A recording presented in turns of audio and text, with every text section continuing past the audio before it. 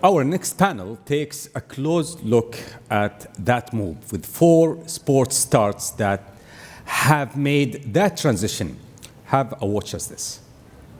3-time WNBA champ, 4-time All-Star. Swing Cash has always remained true to herself. Cash for 15. There it is! Baron Davis. Baron on Luke around his back to put it up and in.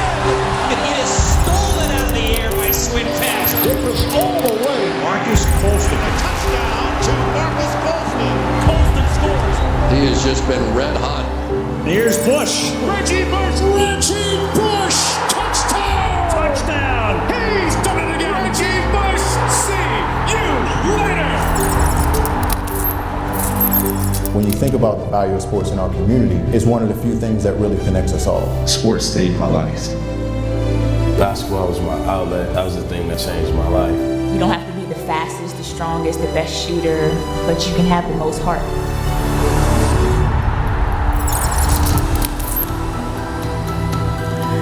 Please welcome to the stage former NFL stars Reggie Bush and Marcus Colston, former NBA All-Star Baron Davis, and WNBA legend Swin Cash. And joining this Fab Four is our moderator, Carrie Champion. Welcome. Pleasure to have you. You have the floor. Welcome. Thank you so much. Thank Lovely you. job. Welcome. Appreciate it. Welcome. Hi. Welcome. Pleasure to have you. Good morning on the cusp of afternoon, everyone. I'm so excited to be here with this fabulous 4 all-stars, if you will. You do me a favor. I know you were all introduced over the voice of God, if you will, and they can see your images. But please tell everyone name and who you are so we're in the same space. Yeah, Reggie Bush.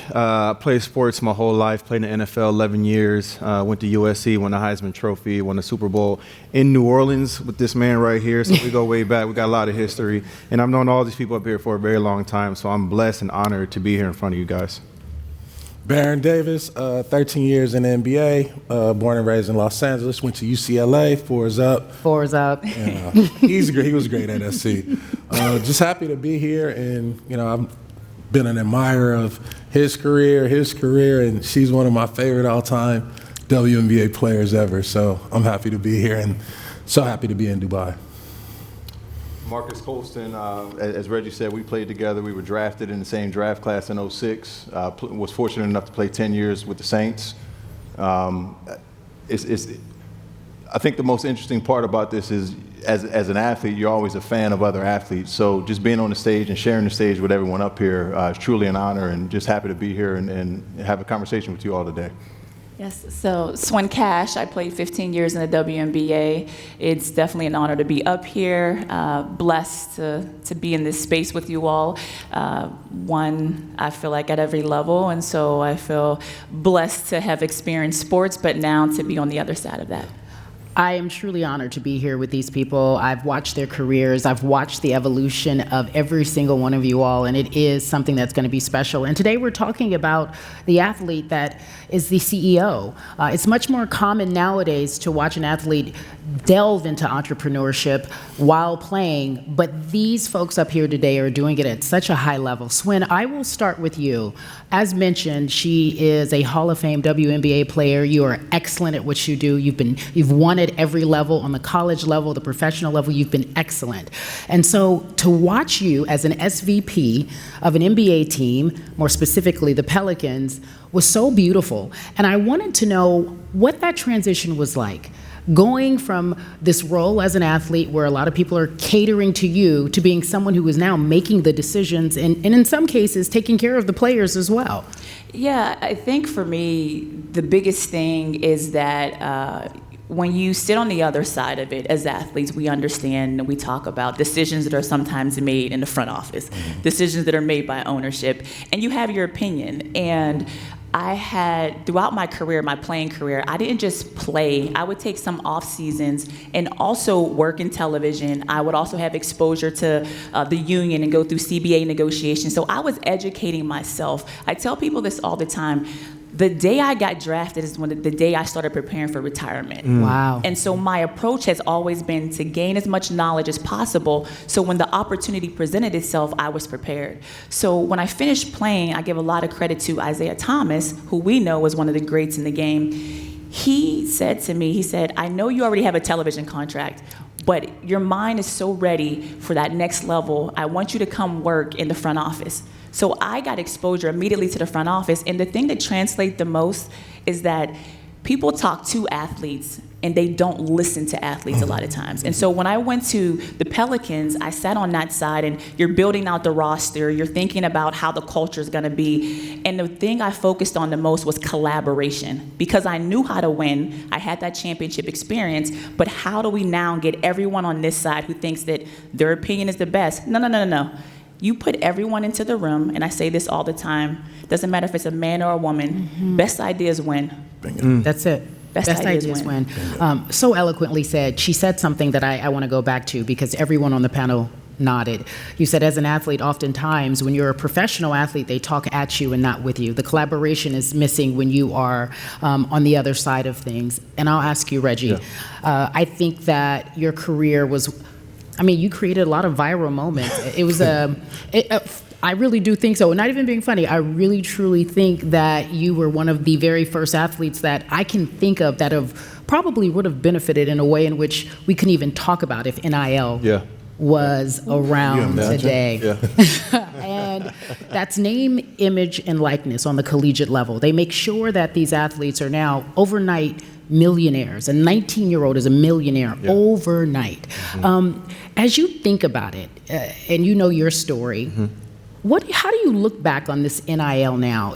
Are you proud of it, or is there a tad bit frustration? Do you wish that, I'm sure you wish you could have maybe, had something. Of course. All of us wish, that we had those opportunities available to us when we were in college, because we felt the value. We just weren't receiving, the value. And so when I look back on my college career, I feel like, I was one of those people, one of those trailblazers, one of the people that kind of allowed, NIL to get to where it is, to this day. I feel like that story goes right through my story, right? Of everything that I went through at the college level, being stripped of my Heisman Trophy, being stripped of all my records, something I'm still actually fighting for to this day. I have my Heisman Trophy back, but I love now seeing that the players have the opportunity, they have more power back in their hands. And that to me is the most important piece, because when you're playing football, it's one of the riskiest sports, right? We have 100% injury rate in football. So it's not a matter of if you get injured, it's a matter of when you get injured. And so because of that, we're taking all the risk on the football field.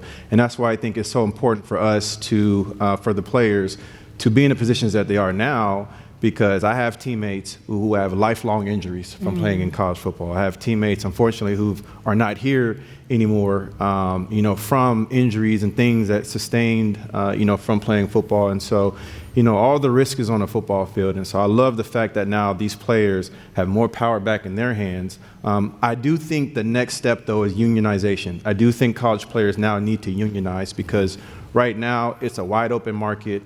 Everybody's pretty much on a one-year deal, and then they can just bounce and go to a new place. And so I think there needs to be guidance, and I think there needs to be some guardrails for them, so that they are well informed on the decisions that they're making. Yeah, because they have so much money and so much access, and they do need to have that investment in that strategy. Marcus, I'll ask you about that, but just quickly, I want to follow up, because you did mention this to the audience. You did lose your Heisman, and you were able to get it back. The power of owning your own story, your narrative. You did something that I don't think many people would have done. You fought for years to reclaim your story. How important is that for athletes to understand? And especially in a business sense, because it changes everything for business for you. Yeah, I look at sports and football as the playbook to life. You learn so much in football, basketball, about how to go about life, whether you're overcoming adversity, you're faced with different trials and tribulations that, you got to fight through. And, one of the things about football is that you're always in pain, always. You're always fighting through pain. And one of the toughest things I had to go through was coming back from injury. And so, but as you go through that injury and you go through that pain, there's beauty on the other side. And I think that's the ultimate, storyline behind playing sports. It's not a matter of if you get knocked down, but it's a matter of how many times you're going to get back up and continue to work through that pain or whatever that roadblock is in front of you. Reggie and Barron and Marcus and Swin have all understood the value in making sure that they own their own story, but they also understand what happens when people view you as one thing and you really are something else. And I watch as athletes go into these boardrooms and they want to be seen as entrepreneurs, as businessmen and women. And I'll ask you this, Barron, because you are in the field of tech, and I could only imagine walking into a boardroom early on and saying, I have this great idea. I am taking on Silicon Valley. I want to be a mover in tech. And I can imagine there were some preconceived notions. How did you handle that? I used basketball as business school. So when I first got to the NBA, similar to Swin, I knew that I had already had an injury coming into the league. So I had a short window of making it. So every year I took an internship. Every year I wanted to be something different. And so basketball in the off season became business school. And so it was just a continuation to like the learning and the effort and more so being a sponge. Right, so I treated, working at, a construction company the first time. Then I worked at an accounting firm. Then I worked at a tech company, Salesforce. And the way I look at it is I'm walking into the locker room and I'm a rookie. And I don't know what's going on. So I lean on the vets. I lean on the people who are working the hardest. And so my idea around athletes is we just have to have hands-on combat. We learn by doing. Failure is, micro successes, right? And so we're able to take risks. And so for me, it was really about being a sponge, learning what I can learn from who I could learn from, and then being able to now articulate, what I wanted to do, or be able to have somebody translate what I was trying to do or trying to accomplish. And so, this whole B school or business school, the first 5 years of my career, every year I just took an internship and I just tried different things to see, how it related back to basketball. So smart. I'm really effusive about this praise because you all deserve it. Talk to us about Business Inside the Game, shall you? Your company. Yeah, that's my philosophy. So Business Inside the Game, it was stolen from Biggie, because Biggie came up with business instead of game. But I was like, what if we can dive into the business inside the game and just go into, the front office or go into the training room and start learning, right? That's our intern, the team is our college. And so big Business Inside the Game gives us the understanding to say, hey, our superpower and our internship lies within, the ecosystem and the teams that we're building. So that's how we can now become experts in our space, or experts in a space, because now we have the authority, right, to win, quality assessment, due diligence, if it's med tech, right, if it's gamified data, stats, and analytics, we have a better view, right, because we're hands-on. And so, it kind of gives you this confidence, gives you this degree, right, this PhD of, hey, I've mastered my craft on the court, and now I can, use that intelligence to help entrepreneurs or help myself, from an investment standpoint. And so pretty much that's big. Business Inside the Game. That leads me to you, Marcus. I wonder if you and Reggie, while winning Super Bowls, were thinking, this will be us. We'll be in Dubai, talking about all the wonderful things that we are going to do and what we've accomplished. You have really set yourself apart in terms of being an educator and making sure that athletes understand how to invest properly, in terms of, you were teaching at Columbia. I mean, we have a professor of sorts here with us. You wear many hats. Talk to me about why you consider yourself a strategist in this particular area for athletes. Well, I think my own personal journey, being an unheralded player, being a really late round pick, as Barron kind of talked about and alluded to, I knew that my window was minimal at best, right? I walked in the room with a 1% chance of making a roster, and was just fortunate and blessed enough to turn that into a 10-year career. But when you come into something and you know that there's uncertainty in your future, it kind of changes your mindset, and it forces you kind of out of that comfort zone to try and figure out what are ways that I can take this platform, if I only have it for a year, if I only have it for 3 months, how can I take this platform and transition it into the next? And as you navigate the locker room, you're seeing everyone kind of go through a similar mindset and a similar thought process. And that's one of the things that forced me out of my comfort zone and into the business world in a way that I knew I wasn't the most visible player. I knew that personality-wise, I didn't want to be the most visible player. So I had to find my niche and had to find my way to walk into these rooms and become an operator, because I knew I wasn't going to be the face of anything. So in a world where the outside world celebrates the end destination of an athlete, I think the magic is in the journey to get there. Mm-hmm. It's in that 4 years of darkness in college when you don't know that there is a future and you're working and you have this vision for yourself and you're trying to bring it to fruition. And when I was able to map that journey to the entrepreneur's journey, it opened up the world in an entirely different way, to where I knew that I understood the journey. I understood what it took to make it as an entrepreneur. It was just in a different context. And I think once you unlock that, it allows you to take that, that 10 or 15 years that you spent building a career and putting yourself in position to do something professionally as an athlete. It allows you to take it and repurpose it in different ways. And that's really what the last 15 years has been for me, is as I've been unlocking those different levels in myself, how can I, break down the walls and get rid of the gatekeepers and allow other people to see that in their own journey. So it's been a really holistic and a really full circle moment to, like you mentioned, be here with Reggie. We got drafted together in 2006. So you guys weren't in the locker room like we're going to be so rich afterwards? No. It's funny, we were in the green room joking about it.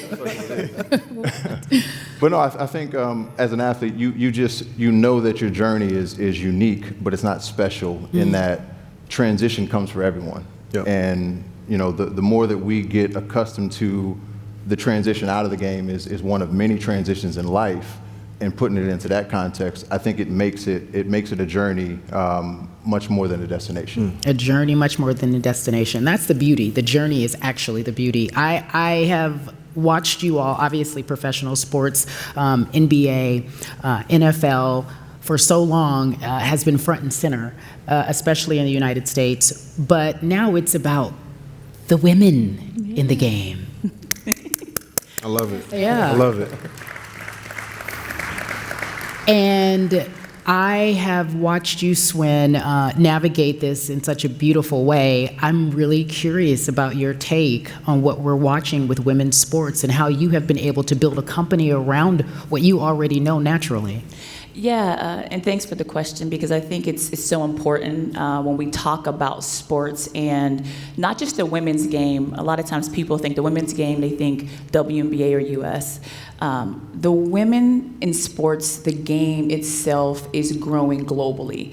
And I want to say this because even though we knew it years ago, and we kept fighting and fighting and fighting, we were knocking on doors that I knew I would never walk through, but that we had to leave it open for the women coming behind us.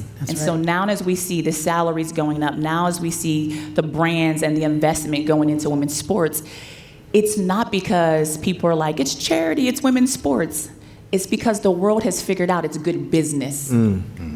If you think about business and you're talking about P&Ls and you strip it away and it's men's sports and women's sports, you look at the investment and now you're like, this is where we need to go. And that's why you're starting to see the investment in, we all invested in our bodies and how we took care of ourselves. They are giving the women that now, and I'm so happy to see it happening. But it's one of the reasons why I started my company, She's Got Time, because I wanted to not only focus on the female athlete, but people aren't realizing is women with careers in sports is an invisible ecosystem. We have women, whether it's from F1, whether it's in soccer, basketball, that are engineers, media, behind the scenes, running teams, that are building rosters, that are the coaches, the doctors. If we look at the global community, women have a seat at the table. And at the end of the day, I always say this as She's Got Time. Investing in women is good business, because diversity of thought, best ideas win. Best ideas win. And how do you have the best ideas if you don't have everybody at the table? And so as a woman and a Black woman, I understand what my responsibility is to advocate in that way. not only for women, but also the male allies that I've had. I mentioned Isaiah Thomas earlier, my brothers that are here. I could sit here and have a conversation with y'all. We could talk hoops, football. The Steelers was my team growing up. And I could walk out this door anywhere in the world. My husband is 6'6", and he looks like he could have been a tight end as well, you know? But people will come up and want to talk to my husband about sports, and he'll be looking at them like, yeah, I could talk to you, but you should be hollering at my wife. You want to talk about investment, you want to talk about different things, and I think it's so beautiful to see that we have men, and just in this room today, talking to some of the men that are here, they love sport. And if you love sport, you love every aspect of it. And I'm super excited to be here at the summit because I think it embodies what we're talking about, the future. Mm-hmm. I had the honor, yes. I had the honor of being able to attend your summit very much like this, and you put us in a room, a lot of the women, she puts us in a room with women who run all sports from all sides, in front of the camera, behind the scenes, executive, boardroom, beginner, rookie, vet. And it is an honor to see that. How did you come up with that concept? Why was that so important for you to make sure that summit involved everyone so that we could be able to have that access? You know, I have to give honor to God because the reality of it is I was writing my speech to go into the Hall of Fame. I kept thinking about what have I had throughout my career? What access have I been given? What kind of support have I had? Other women have not been given that opportunity. And I wanted to try to figure out how I give back. And I said, you know what? We're doing it the business way because that's how I was brought up in the industry. This isn't about starting another nonprofit. This is about, is this good business and how do we create access? You were in the room. And the beautiful thing for me is once you're in the room and I look back on social media, we're scrolling, or I look on TV and I'm like, oh, she's speaking at this event or that event. We're all in here networking and growing. Our network is our net worth. That's right. And women don't always have an opportunity to do that. But you put us in spaces like this with men and women, and that maximizes everything. So thank you for coming. Thank you for the opportunity. And we just have to keep pushing forward. The future is here of sport, and it includes all of us. It includes all of us. I would like to, Reggie, turn it over to you and everyone here. You were working on some very special business ideas. Why won't you share? Yeah, so it's been amazing, you know, for me these last few years. I've been really focused in the sport of golf. Golf, for a very long time, was a sport that athletes went to once we retired. We didn't wait till we retired to go play golf. Now we've seen this explosion of athletes, current athletes, playing golf, not only playing golf, but playing golf at a high level.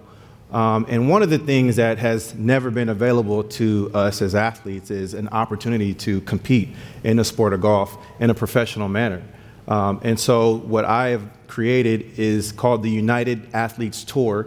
It's a golf tour for celebrity athletes, for athletes, both men and women. So it's a co-ed sport because golf is one of the few sports that it's for everybody. Sure. Old, young, kids, grandma, grandpa, men, women, it don't matter. Golf is for everybody. And that's one of the things, you know, that's most important to me is also leading with my heart. Because this is, in my opinion, this is an opportunity, you know, for all of us to come together, right, in a way that's never been done before, right? Uniting athletes from all around the world, not just in the U.S., but athletes all over the place. I was just fortunate enough yesterday to catch up with Djokovic, and right away we started talking about his golf game, you know, and it's amazing because, you know, for the true people who love golf, it's always on our mind. It's always a thing that we're thinking about. We're always practicing our golf swing. It's an obsession. It's a way of life. It really is. And it also is community as well. Right. And that's why what I love about the sport of golf is, again, as I said, it's for everybody. It's a great community. And there are so many great athletes who love the game of golf, who share the same passion as me, want to play, want to compete. And it just makes it so much more meaningful, you know, for us and what we're doing. But I'm very excited about the opportunity to be able to hopefully bring a golf tournament here to Dubai, because I think this would be a great host city, you know, for a tournament of what we're bringing. So this is going to be a combination of athletes from football, basketball, baseball, soccer, hockey, tennis, as I mentioned before. this is for all athletes. And this is the first time, that anything like this has been done. And so I think that's why I'm most excited about it, because I feel like I'm going after the Avengers right now. I'm trying to put together the best group of athletes who want to compete, who want to have fun, but also bring personality and style to the game, right? In a way that we have done in basketball, in football. When you're a successful athlete in football, basketball, you got to have style. First and foremost, style is most important. The way you play the game, I can think right now about how Boogie plays basketball and how he goes up for rebounds, and also, everybody up here, how they play the sport. And I can think of some highlights or moments in time where I watched them, And so those are all things that we want to bring to the game of golf, right? And then lastly, diversity. I think diversity, as you mentioned, is so important in sports. I think it's actually, the most important piece of sports, because sports cannot exist, in the right way without diversity, without everybody from all countries all over the place, being involved in it. And so the United Athletes Tour is the name. Please look out for it. Plug. But yeah, I'm excited. Reggie mentioned something that I'll summarize it with that je ne sais quoi. Every athlete has that je ne sais quoi. What you're trying to put together allows the athlete never to die. Yes. I did the interview with Novak Djokovic yesterday, and he's like, what do you do with that adrenaline rush? What do you do with that feeling that you need to feed because you can't get it anywhere else but on the football field or on the basketball court? You need to feed that energy. And Baron, you have said that you've been able to bring that je ne sais quoi into a boardroom. I think you called it the cultural Trojan horse. I want to make sure that I'm saying it correctly. You said Trojan horse? Oh, you didn't say Trojan, bro. I'm down with that. I'm paraphrasing here as a fellow UCLA Bruin, just like yourself. The Trojan horse.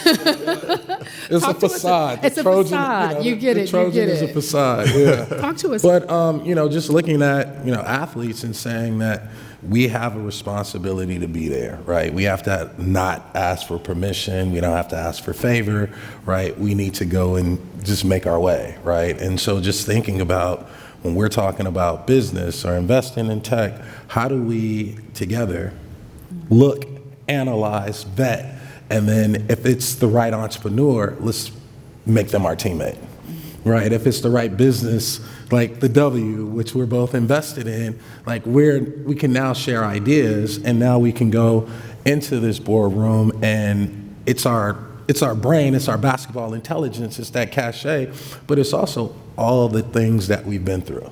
So how can we help the W continue to make revenue? How can we help the W and our separate businesses, And so just really looking at, we don't have to ask for permission. I don't think I've ever asked anybody for permission. I was my own agent since I was 22. I don't have an agent now. I'm still my own agent, but it's that, right? It's allowing yourself to walk in a room, to be humble, but then when it's your turn, right? We know what to do. We know how to show up. And if we have the right team, if we have the right ecosystem of athletes or executives, and you're charioting, it's a chariot around an idea, right? It's a chariot around an investment or an entrepreneur. I think that's where you see real effectiveness, right? When you're investing or you're trying to move space in these boardrooms or in these leagues or even new leagues, right? And so how do we all kind of come together to kind of use our celebrity to get in the room, but then after that, it's all our intellect and the things that we share that is really going to make that deal a really sweet deal for us. So. I don't know about you all. I'm ready to get in the game, Coach. You have motivated me. I'm ready to do it. Marcus, we have just 2 minutes left, and I'll give you the last words here. I know that you try, with athletes such as everyone who's sitting with you, you try to make sure that they don't go broke, make bad investments. Talk to me about some sound business advice that you're giving to that athlete that is transitioning or still doing it, or even doing it while they're playing the game still. Yeah, absolutely. I think we're in a different time and space when it comes to sports and athletes, in that what we do as athletes is really marrying up with the creator economy and what's happening just in global business in general. And I think more now than ever, athletes have to sit in that executive or that CEO position within their own ecosystem. For a long time, we have been the client. You're coming out of college and you're selecting your financial advisor, you're selecting your agent, your business manager, and we are selecting these people to effectively run our business lives, and then we take a back seat and sit there and act as if we're the client. And I think now more than ever, we have to move to the forefront of our own ecosystems and really become that executive with the vision. You don't necessarily have to have all of the tactical skills today. You can build those over time, but it has to be your vision that your team is executing. Mm-hmm. And I think the more that we can collectively empower each other to do that and move in that direction, we get ourselves into this position where the people that we hire to work for us and on our behalf are truly doing that, and not just working to serve their best interests. I think about the financial services world in particular. I spent a couple years there, and the thing that drove me out of it was the fact that I really couldn't truly help my clients. I was helping the firm first, and then if it was good for the firm, then I could help the client. So I think as athletes, the more we empower ourselves to run our ecosystem and be the executive and the CEO of our ecosystem and truly run our teams, the more we can set ourselves up for that collective success that we've all been talking about. That's so smart. So I'd like to say this for Swin Cash, Marcus Colston, and Baron Davis, and Reggie Bush. I'm Carrie Champion. This is a perfect example of the CEO as a player, the player as a CEO. We thank you for listening, and I hope this was valuable for you all. If we could give them a round of applause. This way, my love. Thank you.